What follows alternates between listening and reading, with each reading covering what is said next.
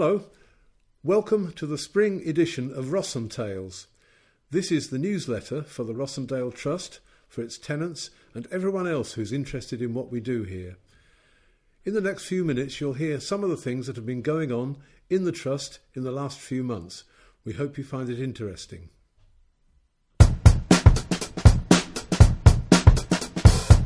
Alan Chapman Exhibition. The Rossendale Trust is very proud to announce an exhibition of Alan Chapman's watercolours, opening on the 18th of April from 6 until 8 p.m. at Rossendale Hall. Come along on the 18th and meet Alan and some of the artists from the Trust's Arts and Crafts group and enjoy a glass of wine and canapés. Alan was instrumental in the formation of the Trust itself back in the 1970s and has been a huge part of the Rossendale Trust since that time. He first became interested in painting as a relaxation. His love of painting has continued and has grown throughout a busy career and an equally busy family life.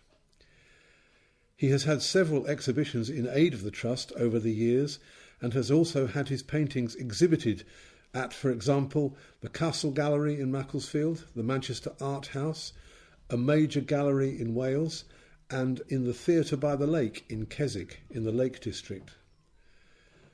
The Trust's Arts and Crafts group have enjoyed more and more exhibitions themselves over recent years, in venues around Macclesfield in particular, gaining respect for their creativity.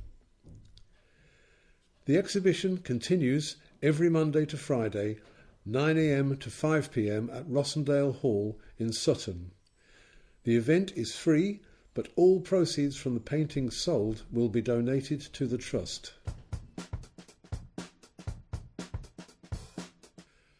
We had a question and answer interview with Alan recently. What was your first memory of painting, Alan?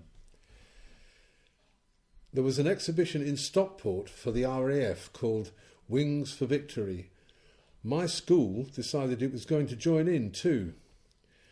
We were all a bit of a rough lot back then, and they were amazed at what we produced. That was the first time that I took an interest in painting. What kind of subjects do you paint? Well, now I mostly paint landscapes of the Lake District, Derbyshire and Alderley Edge. Local stuff. What inspired you to paint? It all really started when I picked up a book by that very wonderful Lake District painter, William Heaton Cooper. I was so pushed over by it. How do you choose what to paint? Something that makes me sing inside. I know when I say to myself, God, look at that.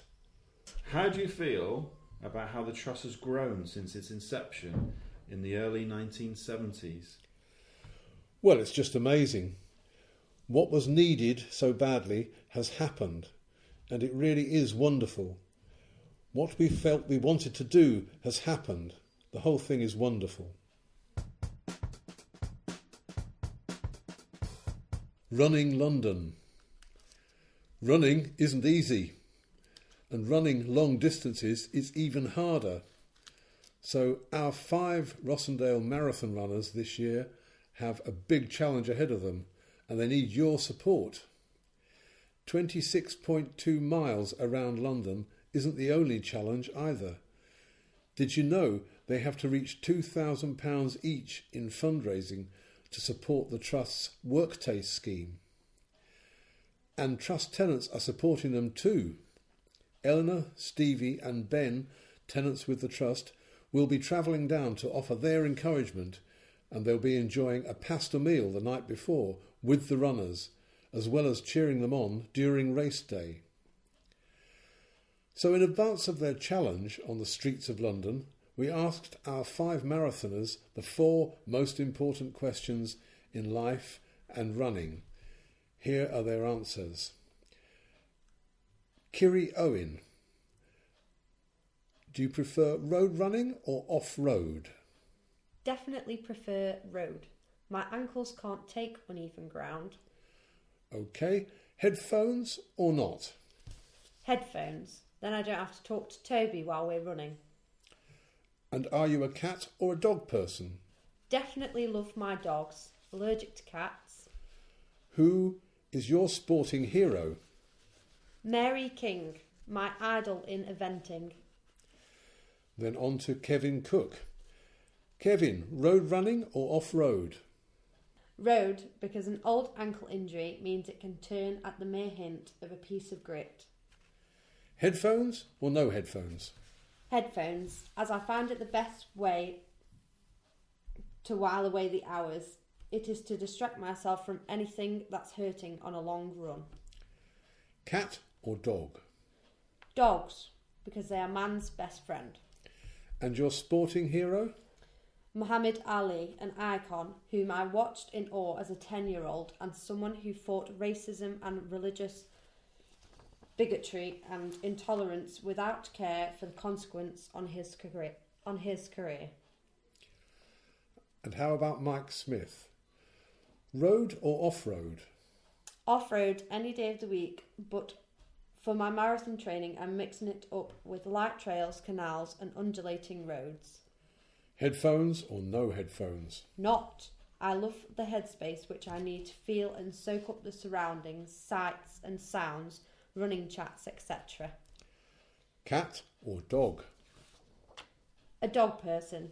My dog, Milo, joins me on some of my shorter runs. I'm even contemplating getting him his own Strava account. And your sporting hero? I would have to go with Eric Liddell and Harold Abrahams. What they both achieved and overcome still moves me now.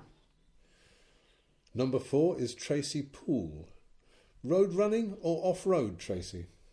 Road running, as I'm less likely to injure my ankles. Suffering with plantar fasciitis, so uneven ground makes it worse. Headphones or no headphones? No headphones, as I like to clear my head. Great thinking time. Are you a cat or a dog person?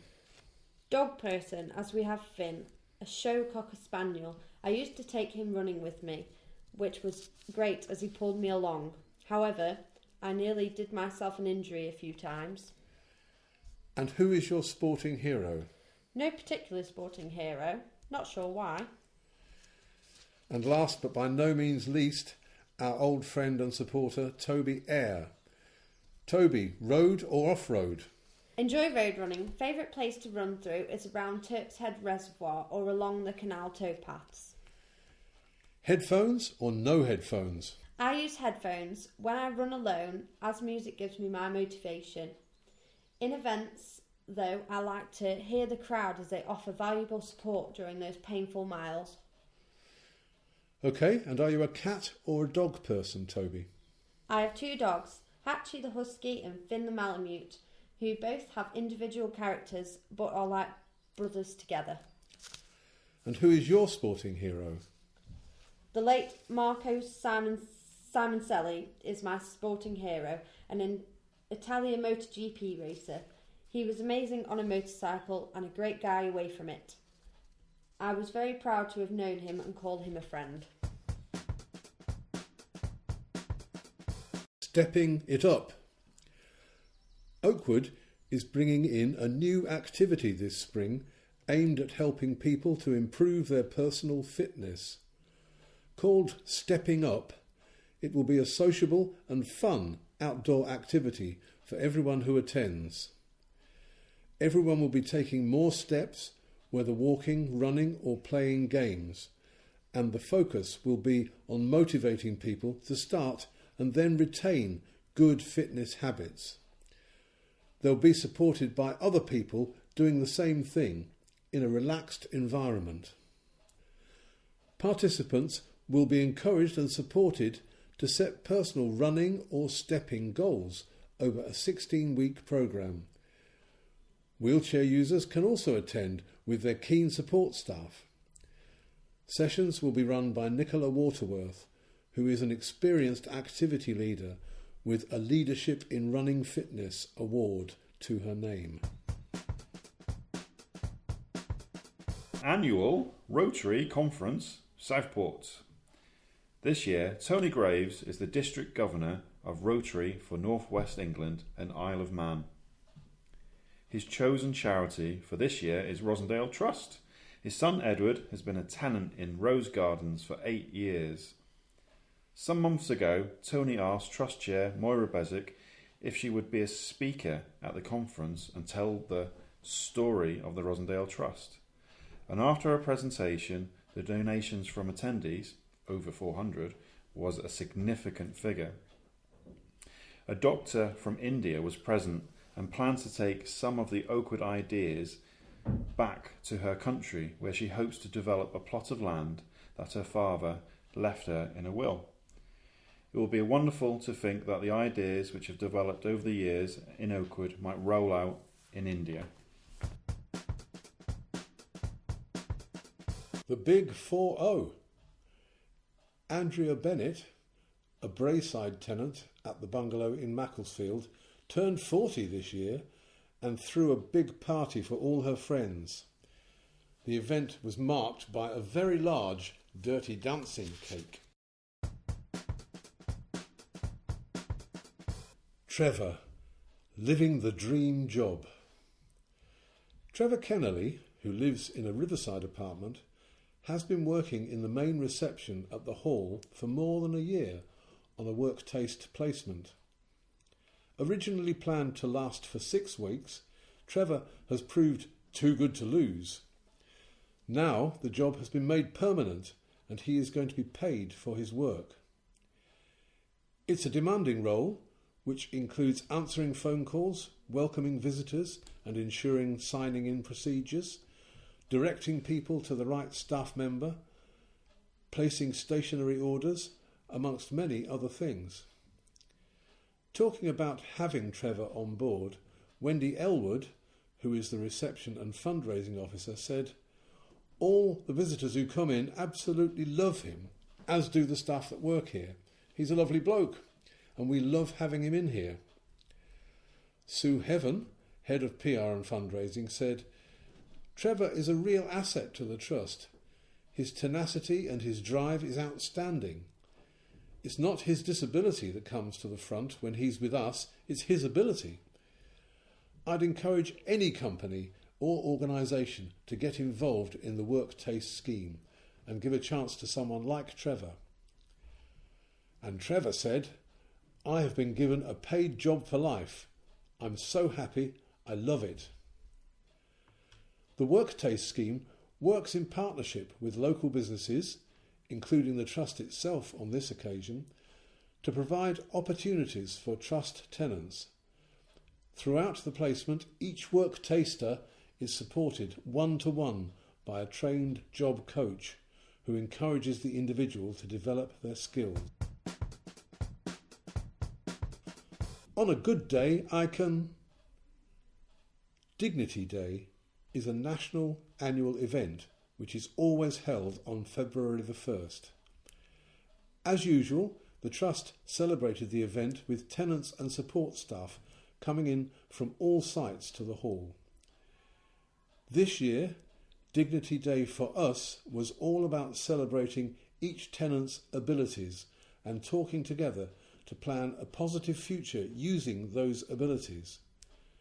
It was a great social occasion too, and of course, lunch was an important feature.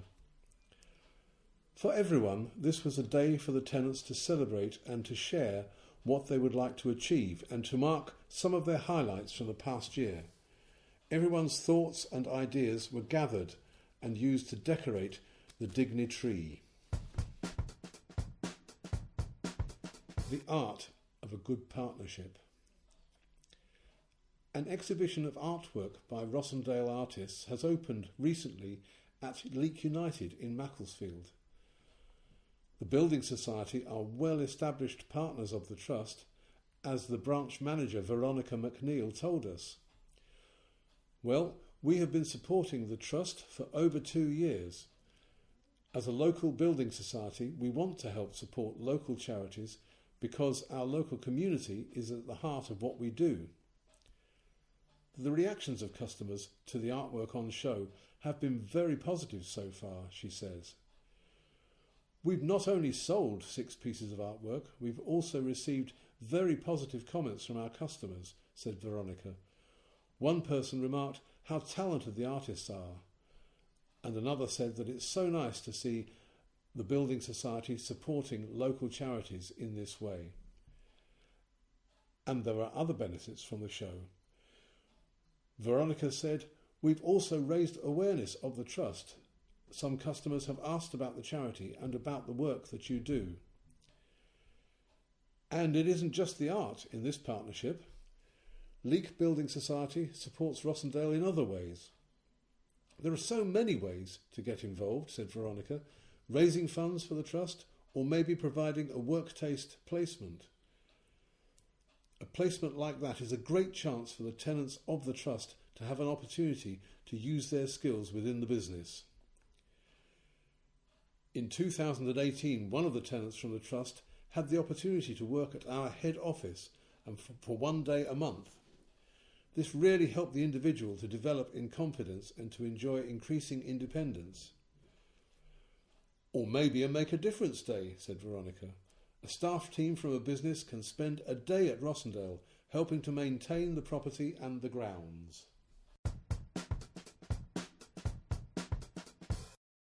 Oakwood volunteers tell all. We asked 3 volunteers to tell us a bit about themselves. First up is Kevin Ridings. How long have you been volunteering at Oakwood? "Since January 2019. What sort of things do you do when you are here? Well, on Tuesdays I help out with cookery. Then on Wednesdays I help out with the gardening group." Fantastic. What made you decide to come and volunteer for Oakwood? "I had talked to people that I know and they recommended it, and they were quite right." Can you tell us a memorable experience you've had at Oakwood? "Yes, making bread and butter pudding with Ian and the group was really good." Yum! What 3 words best describe how it feels to be working here? "Friendly, fulfilling and fun." Second person is Natasha Bowden. How long have you been volunteering at Oakwood? About 3 months now. What sort of things do you do when you're here, Natasha? I help in the media sessions. I assist people with printing side, coasters, mugs and t-shirts. Excellent. What made you decide to come and volunteer for Oakwood? I'm doing a work placement to support my HNC healthcare practice course. I'd love to continue volunteering after my work placement has finished. Tell us a memorable experience you've had while you've been with us at Oakwood. I really enjoyed playing bingo with everyone when the arts and crafts group joined with the media group for the Christmas party. What 3 words best describe how it feels to be working here? Rewarding, friendly and fun. Okay, last person now is Chris Mayers. How long have you been volunteering at Oakwood, Chris? "I've been coming for about 5 years. Wow. What sort of things do you do when you are here, Chris? Well, I cut the grass and I do a lot of general gardening maintenance." What made you decide to come and volunteer for Oakwood? "I attend Oakwood on other days of the week, but I wanted to help out as well in my spare time." Tell us about a memorable experience you've had at Oakwood. "Really, I just enjoy helping out and the banter with John and Peter, other Oakwood volunteers." And lastly, Chris, what are the 3 words that would best describe how it feels to be working here with us at Oakwood? "Friendly and very good." And that's the end of the spring edition of RossenTales for this year. We hope you've enjoyed hearing about some of the things that we've been doing across the Trust, and we look forward to speaking with you again when it's time for the summer issue later this year, after what we hope will be a long and sunny summer.